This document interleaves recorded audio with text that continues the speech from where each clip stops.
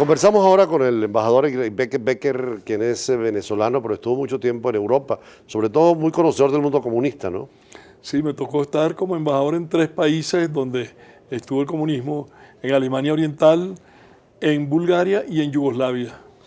Y por ende también me tocó, es una experiencia muy simpática e interesante, cerrar 2 veces la embajada de Venezuela, porque desaparecieron los países. Alemania Oriental, cuando cayó el muro de Berlín, desaparece porque se reunifica, se asimila a lo que era la Alemania Occidental. Y luego Yugoslavia desaparece también porque Yugoslavia era una federación como de 8 pequeñas repúblicas y entonces eso se desintegró. Como hoy en día conocemos, hay una serie de países nuevos ahí. Ahora, todo el mundo, lo que era el comunismo tradicional soviético, dejó de ser con la caída del muro de Berlín, ¿no? Sí, totalmente. En el caso de Alemania Oriental es inclusive notorio eso, ¿no? O sea, porque ellos vivían de todas maneras siempre viendo lo que pasaba del otro lado. O sea, que si bien había el muro, pero lo que eran las noticias, las emisoras de radio, etcétera, eso les llegaba. Fue el caso muy, y siempre hago eso, la referencia, el caso de Estonia. Estonia era una de las 3 repúblicas bálticas que era parte de la Unión Soviética, pero el idioma de Estonia es muy parecido al finlandés. Entonces la población de Estonia estaba permanentemente influida por lo que se publicaba en todos los radios, televisiones, etcétera, de Finlandia. Igualmente pasaba en Alemania Oriental. En Alemania Oriental la gente, incluso están las estadísticas, más del 95% solo veía la televisión de Alemania Occidental. Entonces, las televisoras y las radios de Alemania Oriental no eran oídas ni siquiera por los mismos miembros del Partido Comunista. Los miembros del Partido Comunista eran el 10% de la población en Alemania Oriental y sin embargo se estima que ni siquiera ni la mitad de eso, el 5% ni siquiera oía sus propios programas. Angela Merkel viene de esa Alemania comunista, ¿no? Sí, Angela Merkel es interesante. Ella nació en Hamburgo, que es Alemania Occidental, pero su padre era un pastor luterano que dijo, yo quiero voluntariamente ir a Alemania Oriental para predicar el cristianismo, pues su cuestión religiosa. Y así fue como Angela Merkel se formó en Alemania Oriental. Ella, por cierto, estudió química. Mucha gente se extraña cómo una química ha resultado una tan increíble, maravillosa administradora de un país, se puede decir incluso de un continente. Ahora, todos esos países ahora son democracias con libre empresa, con propiedad privada, Todos. con alternabilidad política. Todos esos países, incluso lo que era la antigua Unión Soviética, que ahora se llama Federación Rusa, también ahí se ha implementado en el sentido de la propiedad privada, pero es por la iniciativa, porque es la religión, por ejemplo. Claro, también ese tema, ¿no? O sea, la religión estaba totalmente proscrita y perseguida incluso. Por ejemplo, yo sé que en esos países lo viví directamente, cuántos niños jóvenes querían estudiar y si ellos se les comprobaba que tenían algún vínculo religioso, prácticamente les prohibían ir a alguna universidad. Ahora hay un tema que es muy de actualidad en esta Europa nueva que usted conoce muy bien, es el tema de los refugiados. ¿Qué pasa realmente? Bueno, eso es un problema gravísimo, muy grave. Y yo puedo hacer un paralelo. Europa vivió en los años 40, en el siglo pasado, una terrible guerra mundial. Y fueron miles, para no decir millones en realidad, de gente que emigró hacia América. América del Norte y América Latina en general.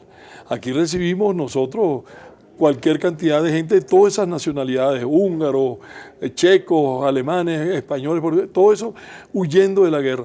Pero la diferencia era que esos eran gente de religión cristiana, fuese católicos, protestantes, ortodoxos, que emigraban a un continente que era también cristiano.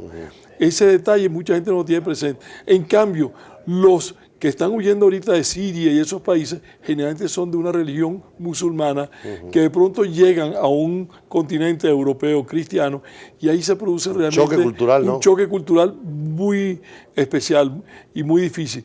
Incluso aunque se le ha tratado de decir a la gente, bienvenido, aquí hay libertad de religiones, todo el mundo puede tener sus mezquitas, puede tener lo que quiera, pero es un problema ya por ese lado. Ahora, también el otro problema de los refugiados en el caso de Europa es que Angela Merkel, con su muy buena, mejor intención, el año pasado de repente dijo, caramba, hay una matanza en Siria, bueno, vamos a abrir las puertas, bienvenidos todos ellos. Eso lo escuchó no solamente la población de Siria, que realmente está sufriendo una terrible guerra civil, sino también lo sufrieron lo oyeron los iraquíes y los de Afganistán. Entonces, hoy en día se calcula ya hay como 2 millones de refugiados que vienen de ese grupo de países y que son todos, por cierto, musulmanes, pero han venido en un solo, una forma que prácticamente avasalló con Europa. Hay pueblitos en Alemania concretamente de 500 habitantes y ahí ahorita hay 3.000 refugiados. Y eso no crea una reacción de choque. Claro, entonces la gente dice, caramba, estamos dispuestos a dar bienvenida y de verdad muchísima gente tuvo actitudes muy bellas, darle bienvenida, el calor hasta de hogar, los metían en sus propias casas para que vivieran en su propia casa. Pero como puse el ejemplo de esos pueblitos de 500 habitantes, sí, claro, le entraron 3.000 refugiados. Y entonces se han coleado también, y ahí está el gran problema, se han coleado no solamente gente buena, porque hay indudablemente, claro, la mayoría son toda gente buena, trabajadora, que han sufrido los rigores de la guerra, sino también se han filtrado, como yo diría, coleado. Muchas veces son criminales. Que fue la situación del Año Nuevo en Colonia, con violación y agresiones. Exactamente, en la ciudad de Colonia, la tercera o cuarta ciudad más grande de Alemania, el día de Año Nuevo, que por tradición todo el mundo se reúne en la zona de la gran estación de tren, bueno, de repente había como 3.000, 4.000 de estos refugiados que empezaron a faltarle el respeto a las muchachas jovencitas que iban nada más para recibir el Año Nuevo con los petardos y eso creó una reacción de rechazo. Sí, y además no solamente ocurrió en Colonia, pareciera como que fuera algo que se planificó, porque pasó también en otras ciudades, pero lo de Colonia fue lo más llamativo. Ahora esta situación tiene solución porque políticamente le ha golpeado a Angela Merkel electoralmente, ¿no? Muchísimamente. Ahorita, en la semana pasada hubo 3 elecciones regionales en 3 provincias, que las 3 eran siempre un bastión del Partido Demócrata Cristiano de Angela Merkel, y en 3 de esas 3, Angela Merkel y su Partido Demócrata Cristiano incluso perdió las elecciones en 2 de esas 3 provincias, lo cual ha sido un golpe muy duro. ¿Pueden hacer una derecha radical con este problema? Bueno, yo diría que un pequeño grupo sí, pero no en sentido grande, porque ya Alemania tuvo su terrible gran experiencia pues, con lo del nazismo, de manera que felizmente, tanto a nivel de las autoridades, pero también toda la conciencia nacional del país, las iglesias y los maestros, en todas partes tienen una formación de prevenir, de enseñarle a los niños, a los jóvenes, que miren, no vayan a caer ustedes en esa... Quiero tocar también el tema de su actividad ahora presente. Preside la Fundación Humboldt, ¿no? Soy presidente de la Asociación Cultural Humboldt. ¿Qué hacen allí? Bueno, la Asociación Cultural Humboldt yo la llamo un oasis en Caracas.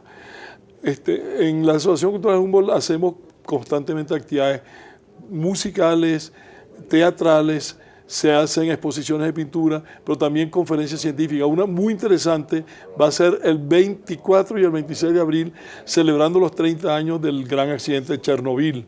Ahí vamos a hablar, y todo el mundo está siempre bienvenido, y todo el mundo está invitado. Además hay un salón grande de conciertos, hay una eventos sala permanentes. Exactamente. Lo único lamentable es, antiguamente había en la Asociación Cultural Humboldt, prácticamente de los 360 días del año, casi todos los días había actividades, pero ahora por el problema de la inseguridad, los días de semana ya casi muy pocas veces, pero los fines de semana siempre hay algo, en la mañana, en la tarde, el domingo, siempre hay actividades y todo el mundo bienvenido. Por cierto, agradecemos mucho la oferta porque muchos de nuestros televidentes interesados, sobre todo jóvenes estudiantes en el Mercosur, tenían planeado un evento que se va a postergar para después de Semana Santa, y los salones que usted nos ofreció son extraordinarios, porque ahí el Centro Humboldt es un ambiente con una biblioteca extraordinaria también, donde hay documentos originales, ¿no? Así es. De la época de Bonpland. Así es, de Humboldt, exactamente, sí. No, muy bienvenido, y de verdad, incluso hay muchas instituciones que vienen ahí, incluso hay una universidad, la Universidad de Páez de Valencia, que tiene su filial caraqueña ahí en la sede de la asociación. ¿Y qué tienen que ver ustedes con el Colegio Humboldt? Bueno, la coincidencia, vamos a decirlo así, el Colegio Humboldt es una cosa totalmente, es la formación de los niños como cualquier escuela, pero con una característica. Con doble formación. Currículum. Sí, porque todo el que sale de bachiller en el Colegio Humboldt sale con el bachiller venezolano, el título de bachiller venezolano y el título de bachiller que se llama Abitur alemán.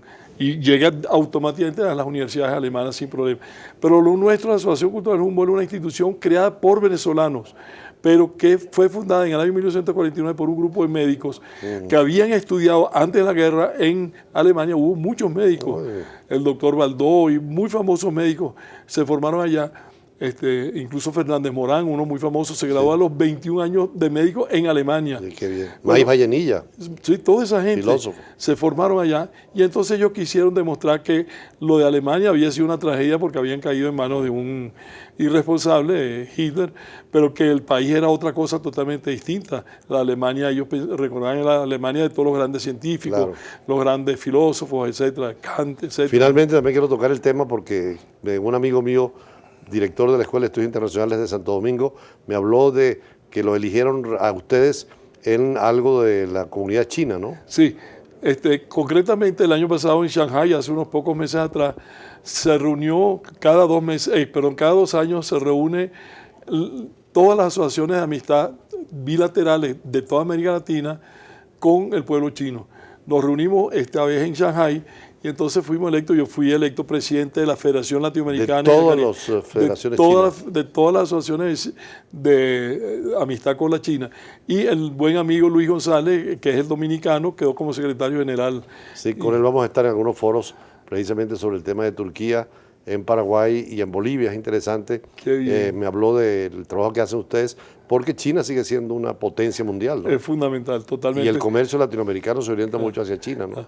Y hay un cuarto, yo puedo decir así mismo, una cuarta parte de la población es china. Claro. De alguna manera la presencia china es obligatoria, ¿no? Bueno, muy interesante hablar con Eric Becker.